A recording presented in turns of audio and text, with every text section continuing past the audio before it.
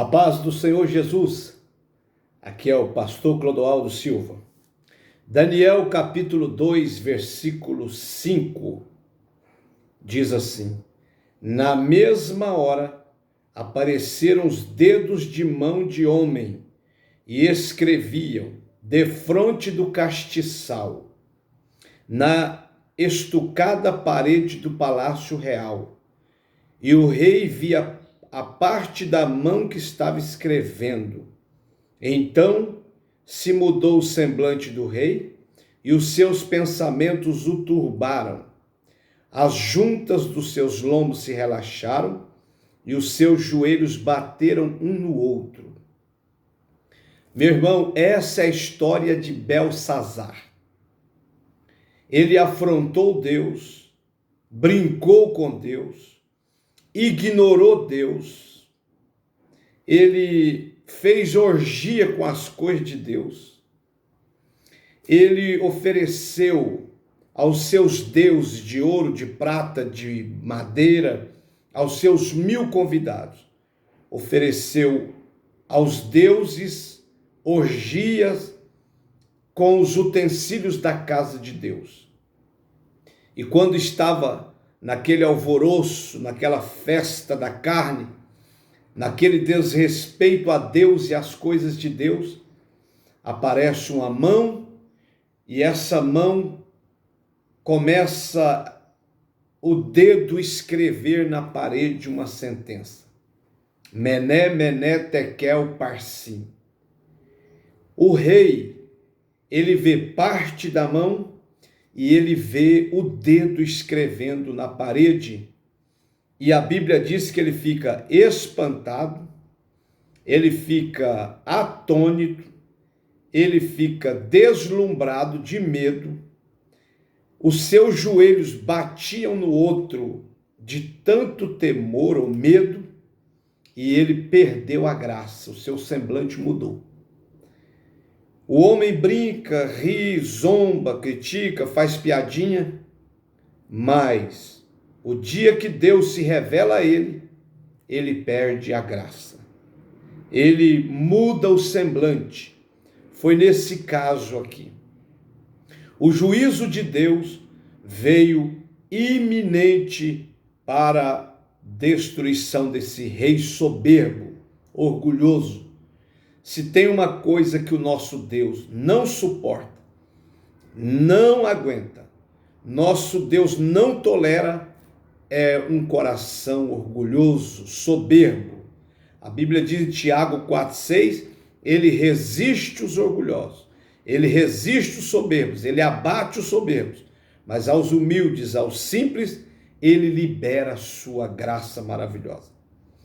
Então, ele mandou chamar todos os macumbeiros, feiticeiros, astrólogos, todos videntes do seu império.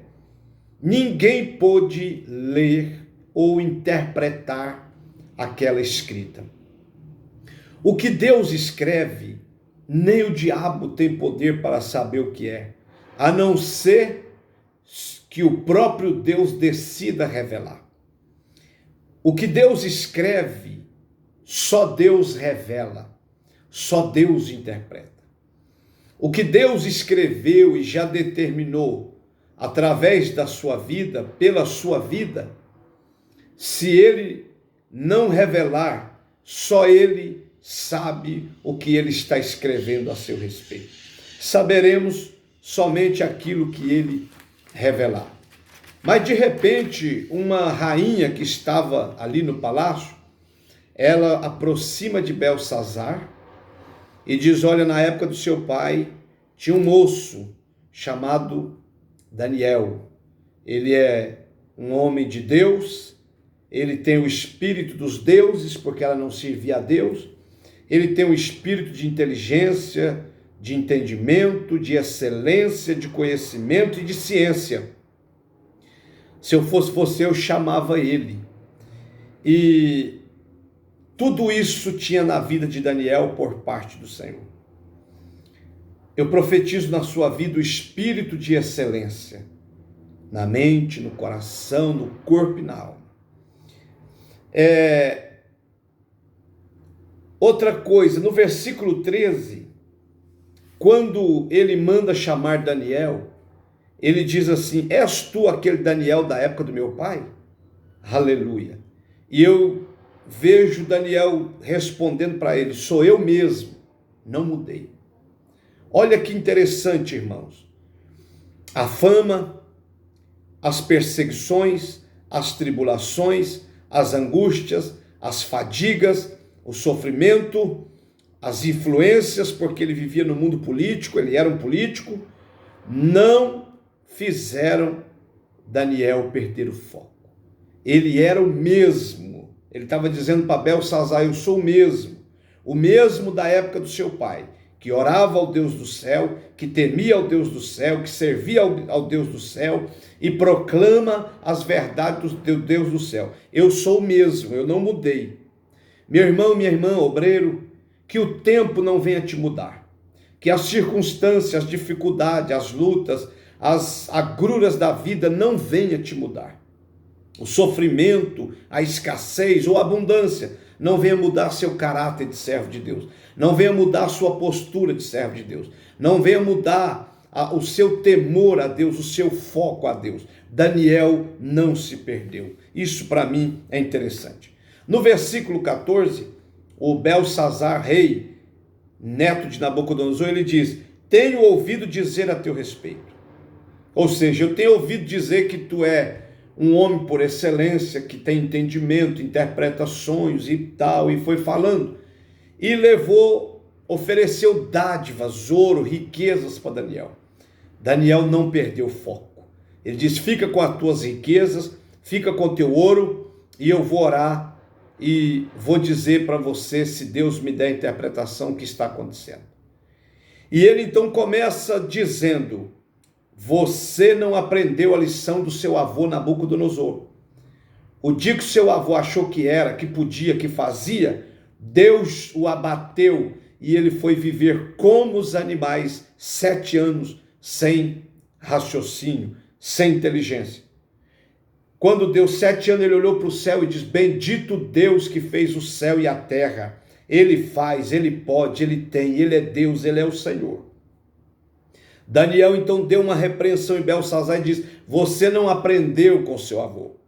E agora você vai sofrer a pena do juízo de Deus por afrontar Deus e se orgulhar perante o Deus do céu. Meu irmão, o que as pessoas têm ouvido falar do seu ministério, da sua chamada, da sua vocação como servo de Deus? Responda para você mesmo. De Jó, ele dizia: justo, reto, íntegro, desvia do mal. De Daniel, homem muito amado por Deus. Abraão, amigo de Deus. Eliseu, a mulher rica, diz: é um santo homem de Deus. Belsazar, a rainha, e muitos daquele império falava das virtudes e das excelências de Daniel, do Deus na vida de Daniel. Meu irmão, Deus está escrevendo algo a seu respeito. Só depende de você para Deus tornar tudo realidade. Daniel não era dominado pela avareza, nem pelos benefícios terrenos, humanos.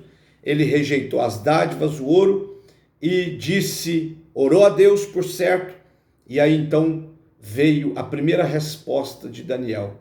Daniel capítulo 5, versículo 20 diz: você não aprendeu com orgulho a soberba do seu avô Nabucodonosor? Você não aprendeu que Deus o abateu, que Deus abate os soberbos e orgulhosos? Você não aprendeu que no Salmo 75, versículo 7, diz que Deus abate das alturas até o pó, o outro ele pega do pó e eleva até o trono? É Deus que honra, é Deus que exalta, é Deus que coloca um no trono, e também é Deus que abate o orgulhoso e o soberbo do trono. Todo soberbo e orgulhoso cairá, ou será tombado por Deus em algum momento da vida. Lúcifer foi expulso do céu por causa da soberba, do orgulho. Nimrod, o povo daquela época, a Torre de Babel foi destruída e os homens abatidos por causa do orgulho. O rei de Tiro e tantos outros, Uzias e tantos outros foram tombados por causa do orgulho da soberba. Rejeita, repreende o orgulho e a soberba da sua vida, da sua mente, do seu coração, antes que venha a queda. Provérbios 16, 18 diz que a soberba precede a queda. Então, meu irmão, loucura é o homem achar ou pensar que pode levantar a mão contra Deus e prevalecer. Mais um dentre centenas de milhares que morreu pelo juízo de Deus, porque não respeitou a Deus, não temeu a Deus e não glorificou a Deus. A Bíblia diz que Herodes, lá em Atos, morreu comido de bicho, porque não reconheceu o sacrifício de Jesus, o amor do Pai, o sacrifício do Pai, não reconheceu que o Pai estava reconciliando o mundo com Deus, com Ele em Cristo. E fez piadinha, zombou, deu risada, mas morreu comido de bicho. Essa mão continua escrevendo vitórias, bênçãos dos homens sobre a terra, mas essa mão, esse dedo de Deus, continua escrevendo sentenças de juízo, queda e justiça de Deus sobre a face da terra.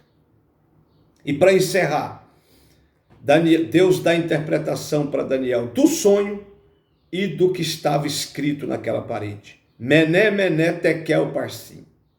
Mené, ele diz, contou Deus o teu reino e acabou. Tekel, pesado foste na balança e foste achado em falta. Pérez, dividido foi o teu reino e deu aos medos e aos persas. Irmão, o negócio é sério.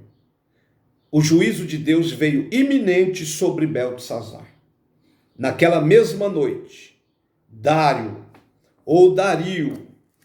naquela mesma noite, Dario, o medo ocupou o reino na idade de 62 anos. Dario, o medo. Ele, naquela noite, ele desviou o rio Eufrates, entrou por trás, foi no palácio, destruiu a guarda e prendeu Beltesazar. Na verdade, a Bíblia diz que eles mataram Beltesazar naquela mesma noite. O juízo de Deus veio iminente e ali se tombou o grande império babilônico, a cabeça de ouro da estátua de Daniel. O grande, orgulhoso e soberbo império babilônico, os caldeus, tombaram naquela noite e Beltesazar foi morto pela espada de Dário e pelo juízo de Deus. Não brinque com Deus. Gálatas 6:7, o que o homem plantar, ele vai colher. Se plantar injustiça, vai colher injustiça. Se plantar tormenta, vai colher tempestade. Se plantar na carne, vai colher corrupção e fogo do inferno. Eu encerro essa palavra. Tem sentença de Deus que demora, mas tem sentença que é iminente. Tome cuidado. O soberbo tombou outra vez. Foi colocado em seu lugar Dário. Naquela mesma noite, o soberbo Belsazar foi tombado. Meu irmão, minha irmã, a vida continua com os viventes e o soberano Deus. Deus vai executando sua vontade até o ato determinado por ele na história. Seja humilde, seja simples, seja quebrantado, porque Deus dá graça, abençoa, abra a janela do céu para os humildes, os quebrantados e os simples, mas os soberbos e os orgulhosos serão tombados. Os orgulhosos e os soberbos serão destruídos, serão abatidos até o pó. A Bíblia diz, humilhai-vos debaixo da poderosa mão de Deus, e no seu tempo ele vos exaltará. Amém, meu irmão? Os humilhados serão exaltados e honrados por Deus. Os exaltados serão abatidos e destruídos pelo próprio Deus. Coisa linda, coisa gloriosa é aquele que tem paciência de esperar o tempo da honra e da exaltação de Deus sobre a sua vida. Ok? Deus te abençoe. Seja mais humilde, seja mais simples, seja mais quebrantado, e o Senhor achará graça em ti. O Senhor abrirá janelas e te abençoará. Deus te abençoe.